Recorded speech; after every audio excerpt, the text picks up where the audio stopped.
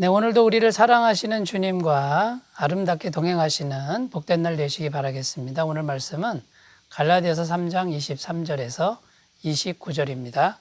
믿음이 오기 전에 우리는 율법 아래 매인 바 되고 계시될 믿음의 때까지 갇혔느니라.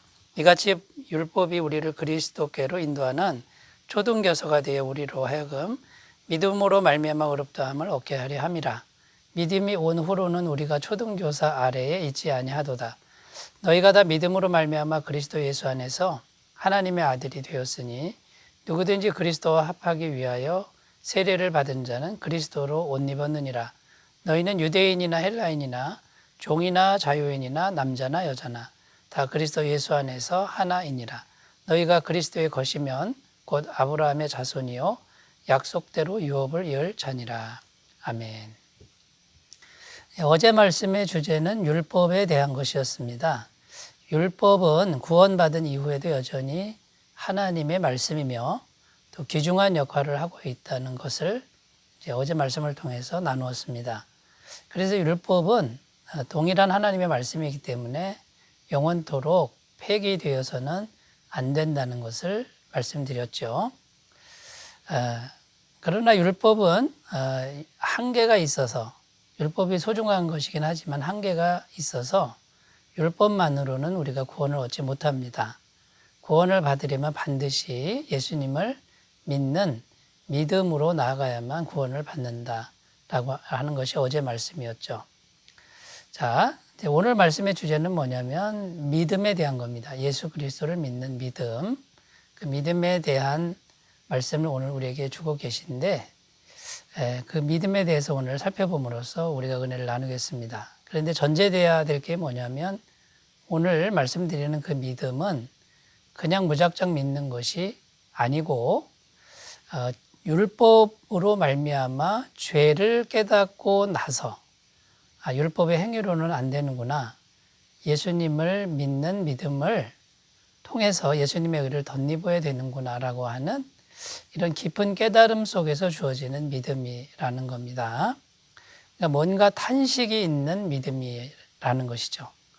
나의 노력, 나의 힘으로는 구원을 받을 수 없는, 의롭다함을 받을 수 없는 이것을 깊이 탄식한 이후에 얻은 믿음, 그 믿음이라는 것을 먼저 우리가 전제하고 말씀을 나누도록 하겠습니다. 첫 번째 믿음은 성도의 신분에 있어서 본질적인 변화를 가져다 준다라는 것입니다. 26절입니다.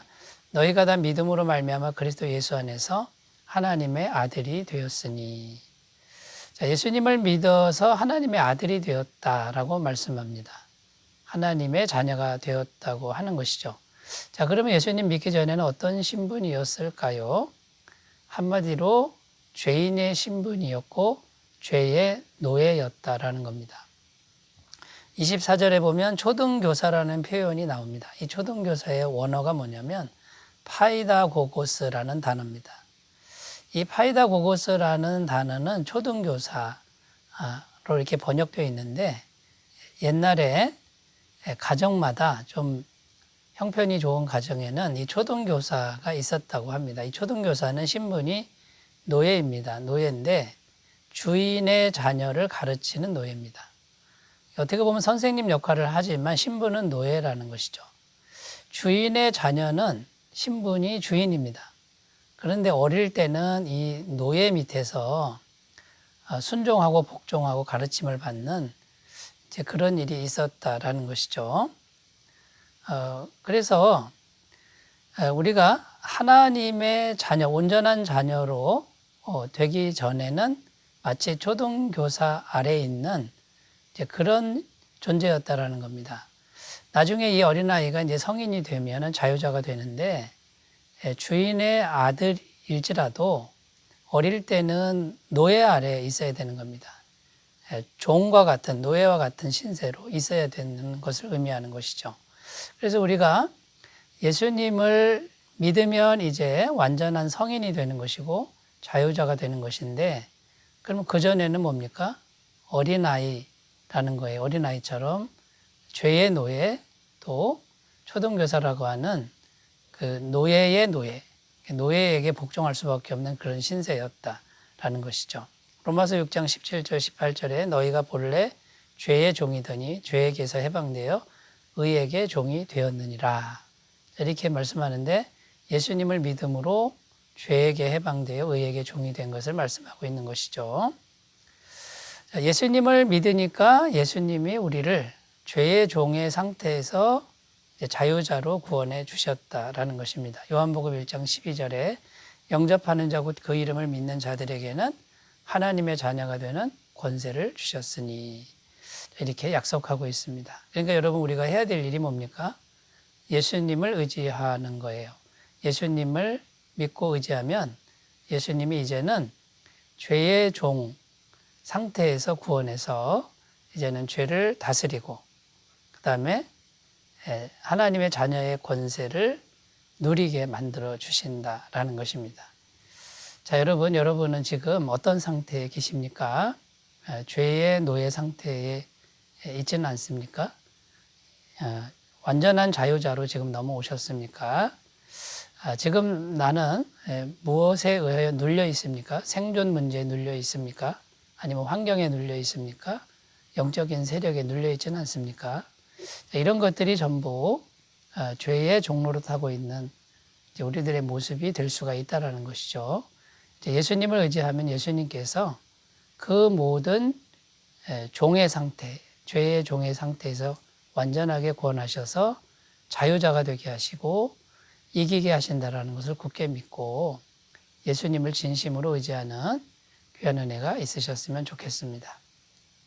자, 두 번째 믿음에 대해서도 살펴보겠습니다. 믿음의 세례는 세례에 대한 거죠. 믿음의 세례는 예수님으로 옷 입는 것이다 라는 것입니다. 27절입니다.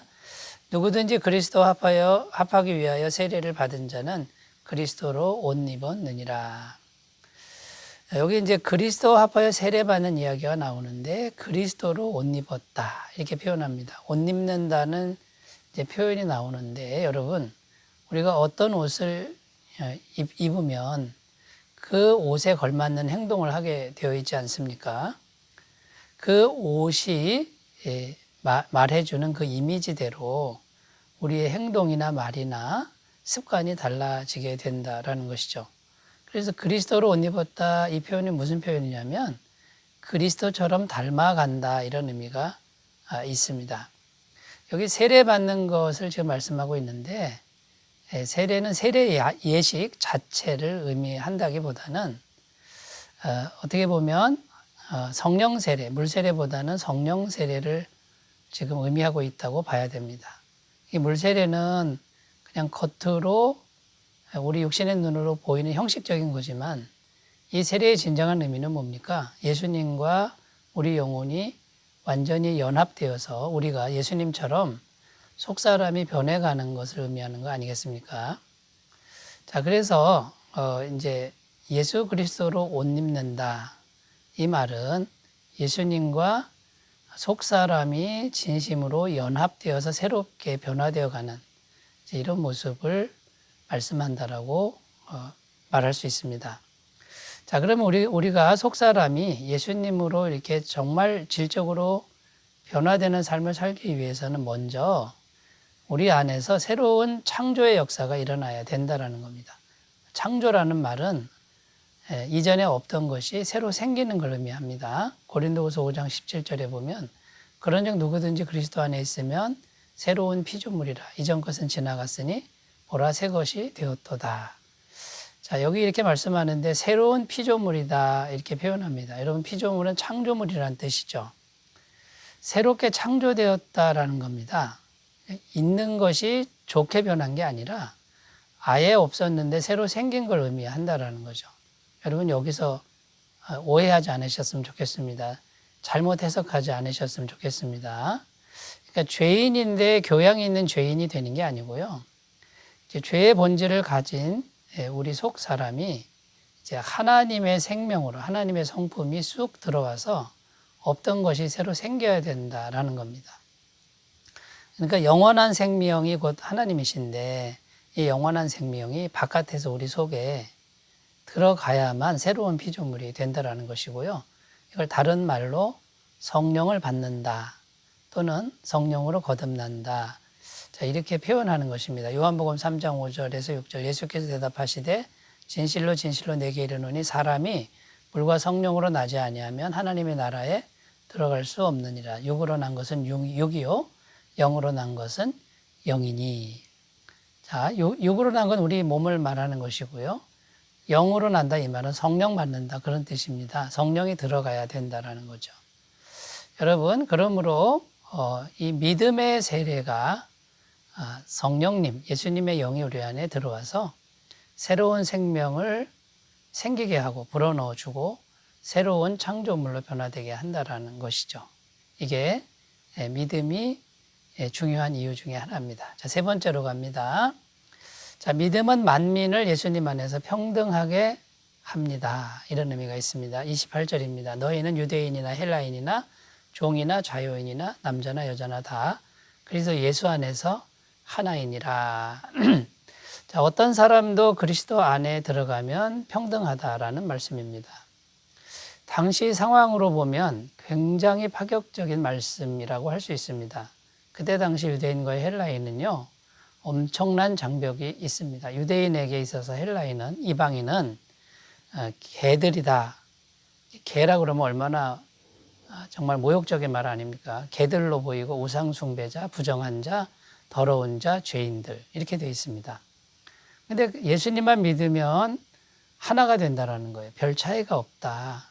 다 예수님 안에서 의인 되었다라고 지금 이렇게 선언하는 것이 얼마나 파격적인 말씀이 아니겠습니까? 자, 그러니까 이런 말씀을 지금 주고 있는 거고요. 또 당시에는 노예와 주인이 있었는데 이 노예는요, 그냥 소유물입니다. 짐승 중에 하나일 뿐인 것이죠. 근데 예수님을 믿으면 그 짐승이 주인과 평등하다라고 하는 이런 말씀은 엄청나게 파격적인 말씀이라는 것이죠. 자, 그런데 어떻게 이런 일이 가능합니까? 예수님이란 분이 그만큼 크신 분이라는 거예요. 첫 번째는 그 예수님이 세상 어떤 것보다도 크신 분이기 때문에 어떤 사람도 예수님 안에 들어가면 다 예수님이 품고도 남는다는 거죠. 유대인도 예수님 안에 들어가면 예수님이 품는 것이고요. 개 같은 헬라인도 예수님 안에 들어가면 예수님이 다 품어버려서 결국은 평등하다 이런 의미가 되는 거죠. 또 두 번째는 한 성령을 받았다라는 겁니다. 여러분 헬라인이나 유대인이나 종이나 자유자나 다 같은 성령을 받는 겁니다. 그리고 구원의 은혜는 은혜로 주어지는 것이지 노력으로 주어지는 것이 아니라는 것이죠. 자, 여러분 예수님을 정말 크신 분으로 믿고 그분 안에서 자유함을 누리시고 평등함을 누리시는 은혜가 있으시기 바라겠습니다. 기도합니다.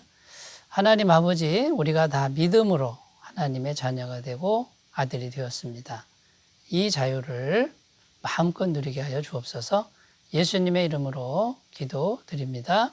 아멘. 믿음 안에서 부유하신 그런 삶이 되시기 바라겠습니다. 감사합니다.